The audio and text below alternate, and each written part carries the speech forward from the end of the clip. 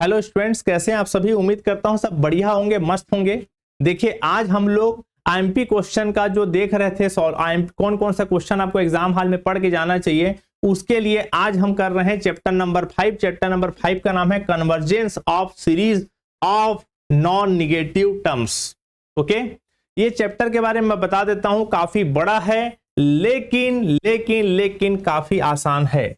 आसान ऐसा है कि अगर आपने शुरुआत के 4 क्वेश्चन को बना लिया और समझ लिया और दिमाग में घुस गया, तो फिर बाकी का पूरा चैप्टर ऐसा लगता है मानो नदी की धारा में आप कूद जाओगे तो आपको नदी खुद बहाते हुए ले जाता है ना, ठीक वैसा ही फीलिंग आपको इस चैप्टर को पढ़ते समय महसूस होगा। ओके, मैं जो बात बोला वो आपको तब समझ में आएगा जब आप चैप्टर को पढ़ोगे। खुद से पढ़ोगे तो रोना आएगा, हो सकता है खून के आंसू रुला दे ये चैप्टर। अगर आपको लगता है कि मैं जितना आईएमपी क्वेश्चन अभी बताने वाला हूं उसको सॉल्यूशन आपको चाहिए, तो हमारे ऑफिस वाले नंबर पे जो नीचे डिस्क्रिप्शन में लिखा होगा वहां पर जाके कॉल मैसेज कर लीजिएगा, कॉल या व्हाट्सएप मैसेज। आपको 400-500 के सबसे न्यूनतम फीस पे, मुझे लगता है पूरे भारत में सबसे न्यूनतम फीस पे मैं ही बीएससी पढ़ाता हूं। एग्जाम टाइम में 400-500 रुपए की फीस पे आपको पूरा रिकॉर्डेड क्लास इसी ऑडियो वीडियो क्वालिटी के साथ, जिस क्वालिटी में आप मुझे देख रहे हो उस क्वालिटी में हम आपको प्रोवाइड करते हैं। और अगर आप खुद से पढ़ पा रहे हो तो बहुत अच्छी बात है, कोई दिक्कत नहीं। चैप्टर की बात करते हैं कि इस चैप्टर में, ये चैप्टर काफी बड़ा है लेकिन बहुत आसान है। बहुत सारे क्वेश्चन लिखा हूं, घबराने की जरूरत नहीं है। ये चैप्टर नंबर 5 बुक के हिसाब से, ओके, बुक के हिसाब से यूनिट नंबर 5 का हिस्सा है, यूनिट नंबर 2 का हिस्सा है। ध्यान रखिएगा, यूनिट नंबर 2 में टोटल 3 चैप्टर आते हैं। Chapter number 3, chapter number 4, chapter number 5। क्या मैं बोला? टोटल 3 चैप्टर आएंगे, chapter number 3, chapter number 4, chapter number 5। अब मैं आपको चैप्टर नंबर 5 ही पढ़ने के लिए क्यों बोल रहा हूं, चैप्टर नंबर 3 और 4 को छोड़ने के लिए क्यों बोल रहा हूं, उसका रीजन समझिए। चैप्टर नंबर जो 3 है टोटल थ्योरम है, theorem theorem theorem theorem. Chapter number 4 वो भी पूरा थ्योरम है। अब एक्चुअली होता क्या है बच्चों के साथ, अगर आप एकदम स्टार्टिंग से पढ़ाई कर रहे हो, बिल्कुल स्टार्टिंग से, तब तो बहुत अच्छी बात है, आपको थ्योरम पढ़ना चाहिए। थ्योरम से एक्चुअली कॉन्सेप्ट क्लियर होता है। लेकिन अगर आप एग्जाम टाइम आके खड़े हो, आपको लगता है कि सर मैं ज्यादा दिमाग नहीं लड़ा सकता, मुझे ऐसा चीज बताओ जो थोड़ा लंबा हो लेकिन इजी हो, जिससे मैं पढ़ के आसानी से एग्जाम हॉल में लिख सकता हूं। एक्चुअली थ्योरम को पढ़ने और समझने के लिए फ्रेश माइंड की जरूरत होता है, जो एग्जाम टाइम में बच्चे के पास नहीं रहता है। एग्जाम टाइम में मेरा हमेशा कोशिश रहता है कि बच्चों को पास होने के लिए ऐसे चैप्टर को पढ़ना चाहिए जो थोड़ा लंबा हो, चलेगा लेकिन इजी हो, कैलकुलेशन बच्चा आसानी से कर सके। थ्योरम को लिखने और समझने के लिए अच्छा प्रॉपर टाइम चाहिए होता है। जैसे आप 5 महीने 6 महीने पहले एग्जाम की पढ़ाई चालू करते तो आपको थ्योरम को पढ़ने के लिए पर्याप्त स्पेस मिलता, पर्याप्त दिमाग में फ्रेशनेस रहता। अभी एग्जाम टाइम में आप हो तो आप थ्योरम को पढ़ने से बचिए। और इसीलिए मैंने बोला कि चैप्टर नंबर 3, 4 को छोड़िए, क्योंकि चैप्टर नंबर 3 और 4 पूरा थ्योरम है। वैसे पढ़ना उसको भी चाहिए, लेकिन चूंकि उसमें थ्योरम है इसलिए उसको मैं छोड़ने के लिए बोल रहा हूं। तो आपको मैं चैप्टर नंबर 5 ही पढ़ने के लिए इसलिए बोल रहा हूं, एग्जाम टाइम में हो। अगर शुरू से पढ़ चुके तो बहुत अच्छी बात है, पूरा पढ़ना चाहिए भाई, सिलेबस में है मतलब पढ़ना चाहिए। चैप्टर नंबर 5 जो है ये ऐसा है कि इस यूनिट, बुक के हिसाब से ना, सेमेस्टर के सिलेबस में आगे पीछे यूनिट हो सकता है, ध्यान रखना।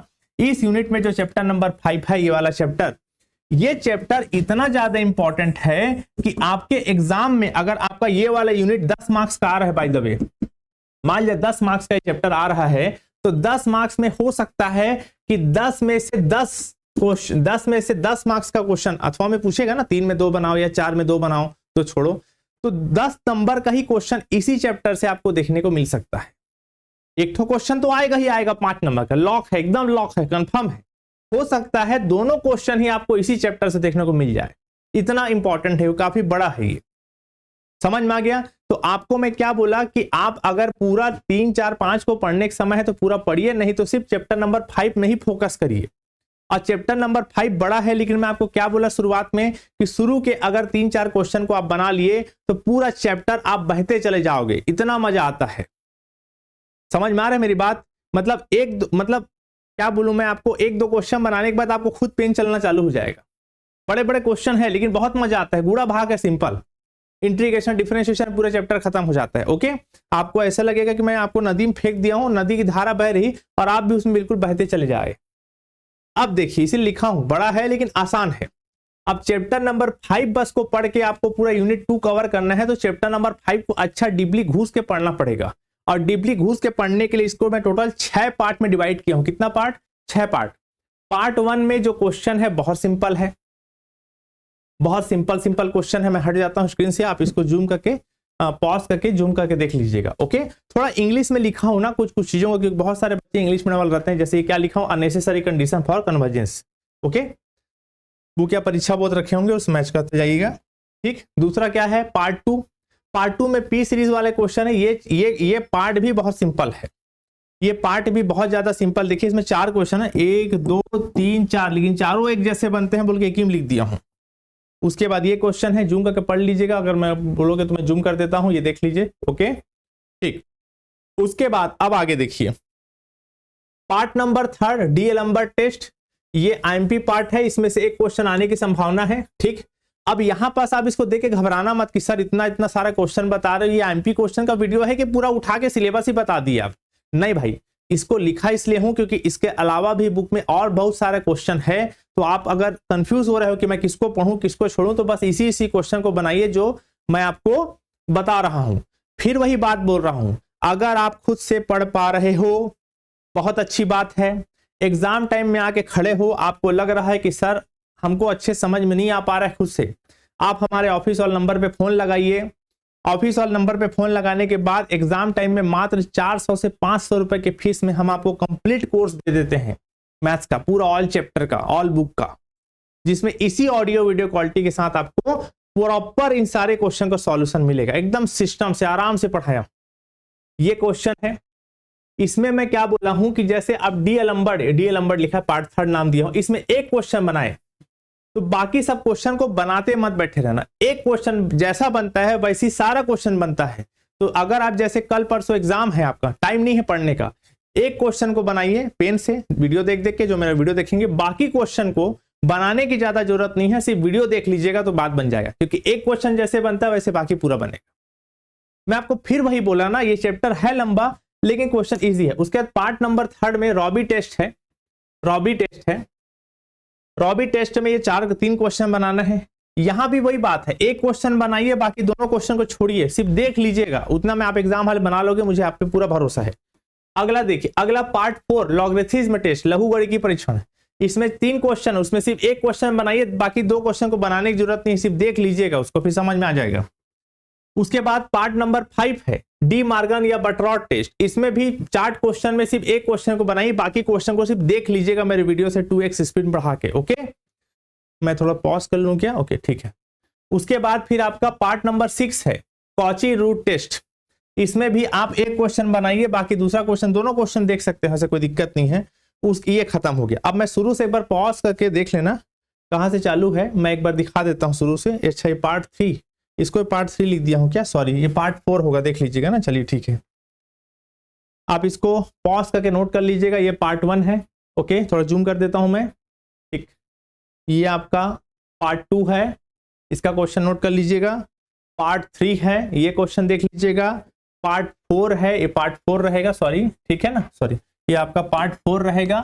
ठीक है, उसके बाद ये आपका पार्ट 5 जाएगा, सॉरी, पार्ट 5 जाएगा। ओके, उसके बाद ये आपका जाएगा पार्ट नंबर 6। ओके, और उसके बाद ये जाएगा पार्ट नंबर 7।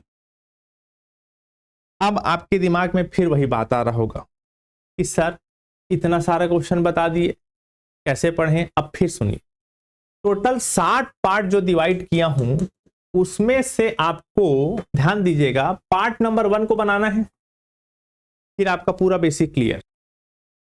पार्ट नंबर 2 उतना इंपॉर्टेंट नहीं है जितना पार्ट नंबर 3, ये इंपॉर्टेंट है, डी एलम्बर टेस्ट। और पार्ट नंबर 4 ये इंपॉर्टेंट है, रॉबी टेस्ट। तो डी मार्गन और रॉबी टेस्ट से एक तो क्वेश्चन जरूर आएगा एग्जाम हॉल में, बात को याद रखना मेरा, एक तो क्वेश्चन पूछेगा ही पूछेगा। ठीक है, तो इसको आप कंप्लीट कीजिएगा। तो मैं बताया ना आपको, यूनिट नंबर जो थर्ड ही था ना, सॉरी, यूनिट नंबर 2 में आपका टोटल 3 चैप्टर है, उसमें सिर्फ इसी चैप्टर को फोकस करिए, इसी चैप्टर से आप 10 नंबर कमा सकते हैं। फिर वही बात बोल रहा हूं, चैप्टर लंबा है, इजी है, बनाने मजा आता है। अगर एक दिन आप सुबह से लेकर रात तक बैठ जाओगे तो ये चैप्टर पूरा द एंड हो जाएगा। पढ़ना तो पड़ेगा भाई, पढ़ना तो पड़ेगा। साल भर अगर मस्ती किए हो तो एग्जाम टाइम मेहनत नहीं करोगे तो फेल हो जाओगे। मैं एक बात हमेशा बोलता हूं, आप अगर फिजिक्स और केमिस्ट्री का लास्ट का 4 ईयर 5 ईयर का क्वेश्चन बना लेते हो या मार्केट में जो गेसिंग पेपर मिलता है उसको बना लेते हो, फंस जाएगा। मैं ऐसा मानता हूं, फंस जाता है जनरली, कभी कभी छोड़ के। मैथ्स में गेसिंग पेपर नहीं फंसता है, कभी कभी बाई चांस फंस गया तो फंस गया। इतने हजारों क्वेश्चन में कोई कैसे छांट के 4 क्वेश्चन आपको दे देगा कि चारों को पढ़ के जाओ। हम इतने साल से पढ़ा रहे, हमको हिम्मत नहीं होता है मैथ्स में गेसिंग पेपर छांटने का। पता नहीं कौन कौन लोग मार्केट में गेसिंग पेपर छांटते हैं। मेरा टारगेट ये है, कोई एक चैप्टर को पढ़ो तो उसको इतना अच्छे से पढ़ के जाओ, सॉरी, कोई एक चैप्टर को पढ़ो तो इतना अच्छे से पढ़ के जाओ। समझ में आ रहे हैं? ये क्या मिट गया क्या, x के पावर 4, सॉरी, हाँ ये कोई एक चैप्टर को पढ़ के जाओ तो इतना अच्छे से पढ़ के जाओ कि उस चैप्टर से क्वेश्चन आए तो एटलीस्ट 5 नंबर 10 नंबर का फिक्स बने। पूरा चैप्टर को पढ़ दिए, पूरा बुक में जितना चैप्टर था, ना तो आपको रिवाइज करने का समय मिला, ना आपको कॉन्सेप्ट पढ़ने का समय मिला। आप एग्जाम हॉल में जाके इसका आंसर को उसमें आंसर में सब मिक्स करके आ जाओगे, काट पीट के पूरा नंबर 0 हो जाएगा। और यही बच्चे लोग सप्ली और सुपर सप्ली फेल होते हैं। ठीक है, चलिए, मेरा मतलब कहने का मतलब ये है, देखो आपके बुक में टोटल 5 यूनिट है। कितना यूनिट है? 5। इस बुक में ना, इस बुक में टोटल 5 यूनिट है। ठीक है ना, टोटल कितना यूनिट है? 5। 5 यूनिट में आप क्या करो, पहला यूनिट का, यूनिट नंबर 1 का एक चैप्टर को पढ़ लो, यूनिट नंबर 2 का एक चैप्टर पढ़ लो, यूनिट नंबर 3 का एक चैप्टर पढ़ लो, यूनिट नंबर 4 का एक चैप्टर पढ़ लो, यूनिट नंबर 5 का एक चैप्टर पढ़ो। हर चैप्टर से एक क्वेश्चन आएगा तो 50 नंबर का अगर क्वेश्चन हो रहा है, मान लीजिए 50 नंबर का, तो 50 नंबर में एटलीस्ट 25 नंबर तो लॉक हो गया, फिक्स हो गया ना 25 नंबर। और उसके बाद मैं हमेशा एक बात बोलता हूं जो पिछले साल से बोलते आ रहा हूं, एग्जाम हॉल में खाली बैठने से अच्छा है, आजू बाजू नकल मारने से अच्छा है, उसी क्वेश्चन को दोबारा लिख के आओ। बिल्कुल कई लोगों को नंबर मिल जाता है।